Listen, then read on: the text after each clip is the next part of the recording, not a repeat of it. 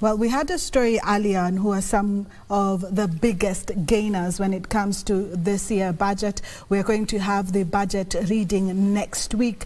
We're going to have a debate and just get to hear from analysts with Dr. Alex Kamau, member of ISPAC, and also Alex Kanyi, partner at CDH Kenya. Let me first get from you, Dr. Alex. Yes. What is your overview opinion?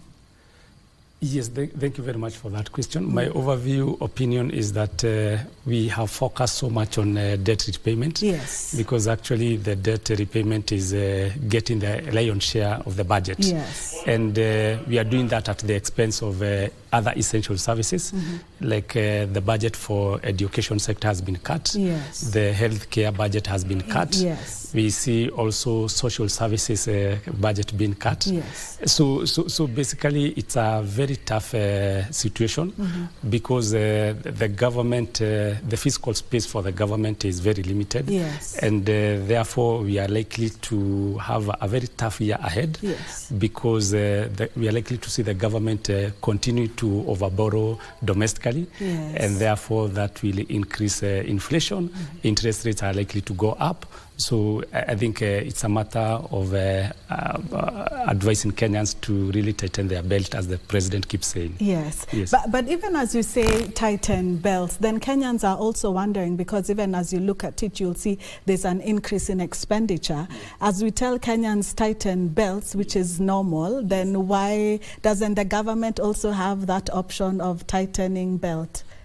Yeah, for sure. Yes. And we see the government preaching water, yes, but taking wine, because even as at March this year, the budget that was allocated to something like State House was actually over surpassed. Yes. And that's why eventually we saw the government, the initial budget for 2023-2024 was 3.6 trillion. Yes. But by the time they were passing the supplementary budget too, yes, they had shot it to about 3.8 trillion. Yes. So it's a matter of government saying this, but again them doing something different. Yes. Alex Kanyi, there has been concern by the public on high cost of living, rate of employment.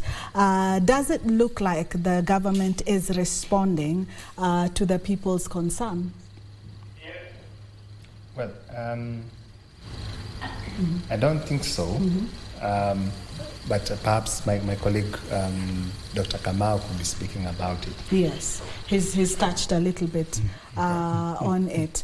And when it comes to expenditure, we've seen expenditure increase. Yes. And the government just keeps on talking about if there is expenditure increase, then of course there is going to be increase then of tax. Yes. And Kenyans are asking, are there no other options apart from increasing tax and burdening mwananchi? Yes, and I think the main reason why we are seeing the expenditure continue to increase is because of something like a wage bill. And the wage bill, we saw like in 2014, that time the number of parastatals were 287. Yes. And there is a presidential working paper that was done, and it was proposed that parastatals to be reduced by 70 parastatals to be either to be scrapped out or to be merged with others. Yes. But what we have seen over the years is that the government has continued to increase more parastatals. As we speak today, yes, the number of parastatals are about 349. And so you'll see most of the parastatals are doing the same thing. Yes. There's duplications, yes, of duties and responsibilities. So I think unless now the government takes that hard decision to reduce the number of parastatals and therefore contain the wage bill, we will continue to see the wage bill taking the lion's share of the revenue collected. Yes. Because as per the Constitution of Kenya, the revenue, the wage bill is not supposed to be allocated more than that 5%. Yes. But now we see it is actually at 49%. And that's the discussion that we saw that other day when the president had the wage bill conference at Bomas of Kenya. Yes. And they were asking the hard question. The question is, every other president who has gone before him always say that they will manage the wage bill. Yes. But it seems no one has the... It keeps on increasing. It keeps on increasing. It's of great concern. Yes. And one of the other concerns that even we saw came up in Parliament earlier is the low allocation of devolved functions such as health. For you, what would you say are some of also the other areas of great concern, especially when it comes to allocation? Yeah, when it comes to allocation, I was concerned about like the reduction of the school feeding program, yes, whereby a budget of 4.9 billion has been scrapped out. And that 4.9 billion, the impact, because the government should really prioritize on high impact projects, like that one was a high impact project, yes, because children in ASAL areas like West Pokot, Baringo, they actually, the school population had almost doubled since the school feeding program was initiated. Yes. But now, removing that from the budget, now we are going to reverse the gains that we had achieved, yes, and that will have negative repercussions to the well-being of the country in some years to come. And that's the thing. Yes. That's the thing. It's in a few years to come. It's more of long term. Yes, yes. Perhaps could the government be thinking, let's see where the low-hanging fruits are and where we can get some of the short-term benefits. Could that also be part of the reason, and allocate where likely maybe we're going to see great changes in our economy in the next 3 months? Could that be the reason why? It could be the reason, but again, the civilization of a country or a nation, yes, it is seen by how it treats the most vulnerable people in the society. So children, elderly, because actually when you talk about the social services, we see the pension being delayed to the elderly. And even the issue of we say like what we call the pending bills. Yes. So basically, instead of the government prioritizing how to pay the people who they owe in the private sector, so that money can come back to the economy and start being circulated, so yes, that it can spur economic growth. We are seeing the government not being very keen on that. Yes, yes. And for you, Alex Kanye, I read I was looking at the CDH report and just the analysis, and there was a suggestion of reducing the excise duty rate for money transfer. And we have seen that actually the CS has suggested an increase. Why did you highlight, or rather whoever wrote the report highlight, when it comes to payment service providers and also cell phone? I think all over the world, Kenya is celebrated because of how we use mobile money transfer services. And it's coming at a time when also Kenyans are perhaps stretched in terms of what they have in their pockets. Yes. So to me, I see the reason why government would target, because you're looking at the volumes that are being pushed on those money transfer services, yes, and perhaps it's an easy way to collect, because you also ensure that the telco, yes, has the burden to collect. So it is easy money to collect, yes, as well. Yes. But then to increase the rate of excise duty, currently from 15% to 20%, and we started at way lower rate. Yes. I think it's coming at a wrong time, because there are other counterproductive measures within the Finance Bill 2024, yes, which then limit how much is left to someone who is making little money. So I think that's the reason why we're proposing we maintain it, because the reduction to around 15% was only done, recently. Yes. So to increase immediately to 20%, yes, it looks like we are not too sure in terms of our tax policy and what we want to achieve. And that's the thing. Some of the things you see, there is maybe a reduction, and then later, even when it comes to say even fuel, there's a reduction. And even when you look at the budget last year, some things where we saw reductions, it's different in this year. And you begin to wonder, is there a long-term plan? Why is it that, or are people just experimenting that perhaps this can work, and then if they feel like, no, this might not work, let's try another area?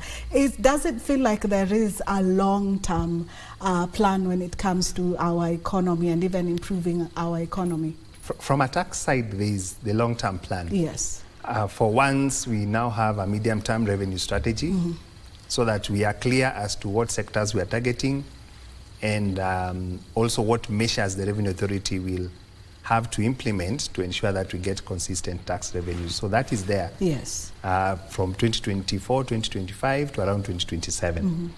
Then you have the National Tax Policy as well, which was released just the other day.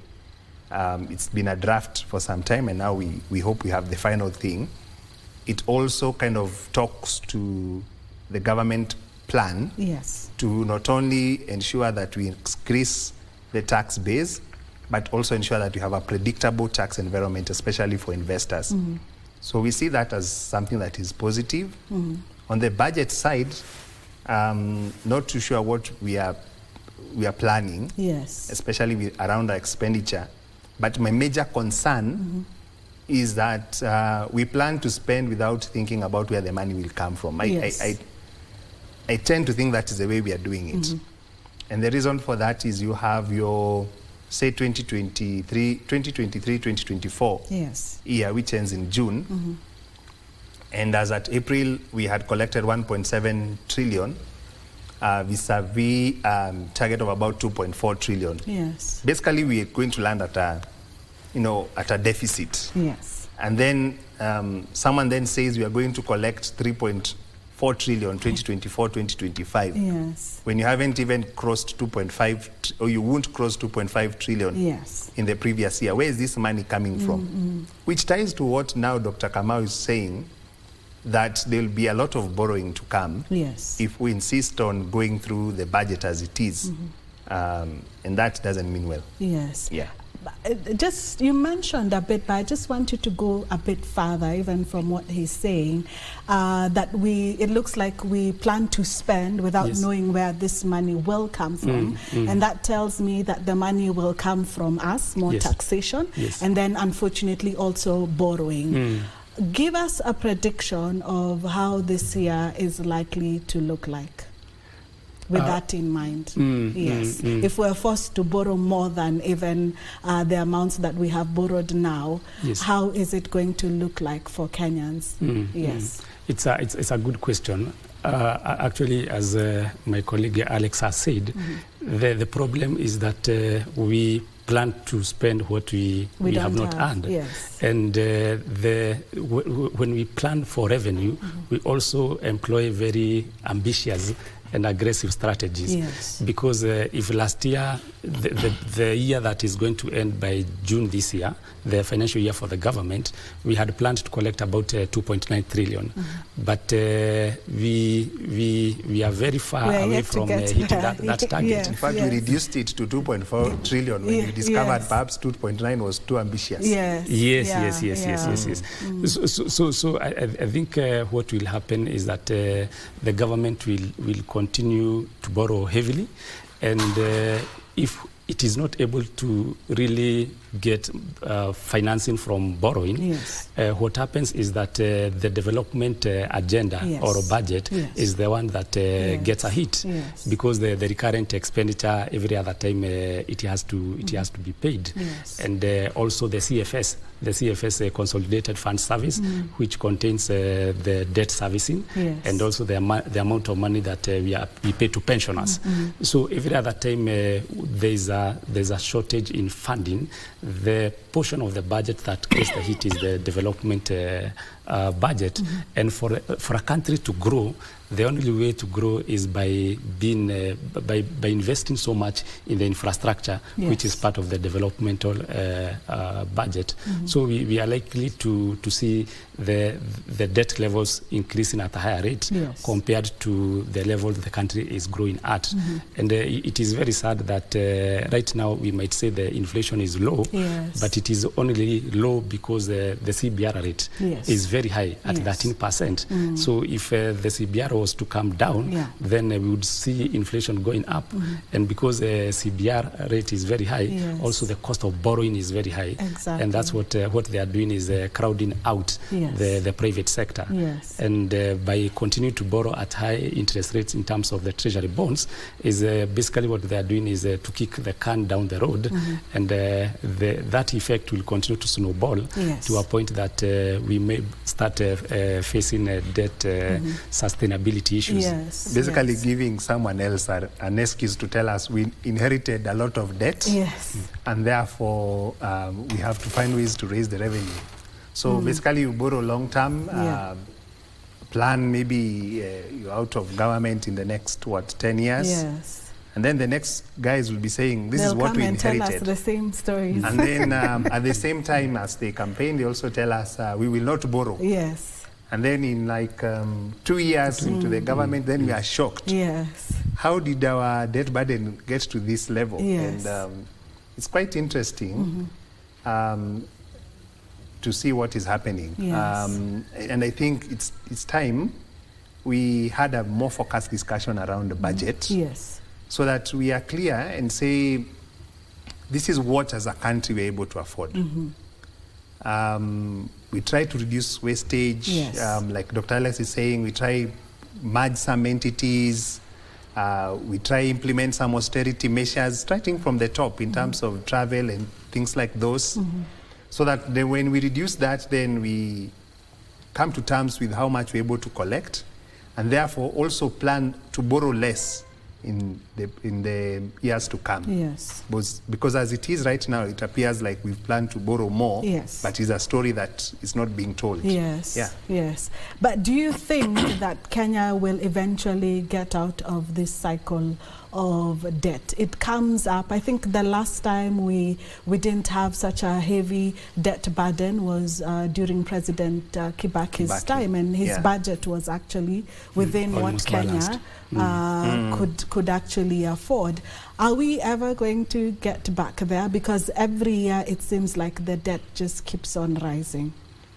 We can only get back if we also are realistic in terms of how we are planning to finance our budget.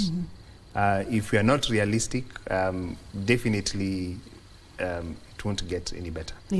What signal are we sending to investors? I just saw an article where taxi companies were saying, such as Bolt, was saying that they might not be able to afford taxation in Kenya and might have to take the option of leaving the country. What signals are we sending to investors when they look at even our budget? A very negative signal, and I want to go back to something that my colleague had mentioned about implementation of the medium-term revenue strategy and the national tax policy.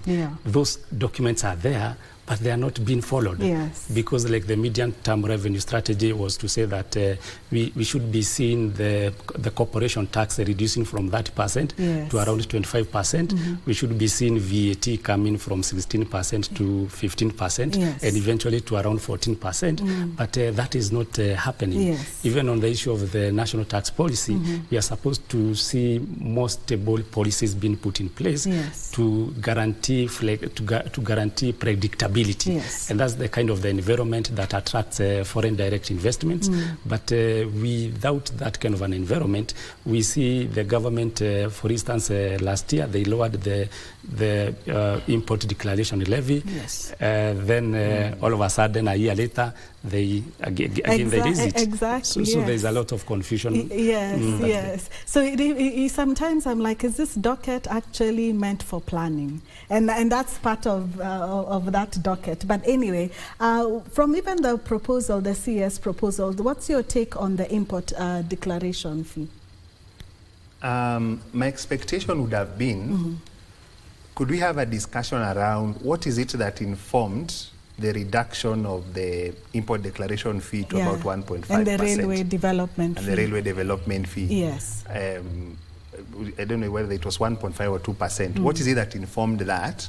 And did we meet that objective? Yes. Then, after we are told this is the result, then we can be explained to in terms of now we are moving from the 2.5 to 3%. Yes. And this is the objective as well, because we have learned from the past. Yes. So to increase then the import declaration fee without perhaps an explanation as to what is behind it, yes, and to also include other levies depending on what product someone is importing, import and import investment levy, you have your eco levies as well. It is not quite clear to someone who is an investor coming into the country, yes, what kind of regime we have.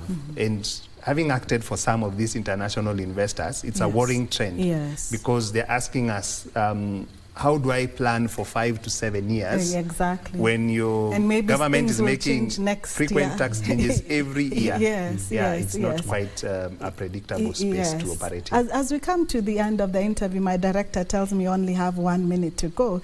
Dr. Alex Kamau, if you were the CS, what would you have done differently? I would request the top leadership to be very deliberate about fighting corruption, because it is in the public domain that a third of the budget is wasted through corruption. If that hole is sealed, then we are likely to have more efficient and effective budget making processes that would add value to the wealth of the nation. Yes. And you, Alex, can you? I guess to me is to look at some of the debts that we already have and see if we are able to restructure those to get maybe cheaper and long-term loans, to ensure that the ones that are perhaps very expensive and are pressing us, we get a way around it. We have a lot of dollar-denominated loans, of course, which are exposed to forex changes and etc. So that also increased the debt burden. So that would be one place that they could look at, even as they look at reducing government expenditure. Yes, thank you so much, gentlemen. I wish we had more time to talk about this, and Kenyans had so many questions, especially when it comes to taxation. But this is a debate that we will continue to have, even as we are going to have the budget reading next week. Up next, we have sports with Karen Kibet.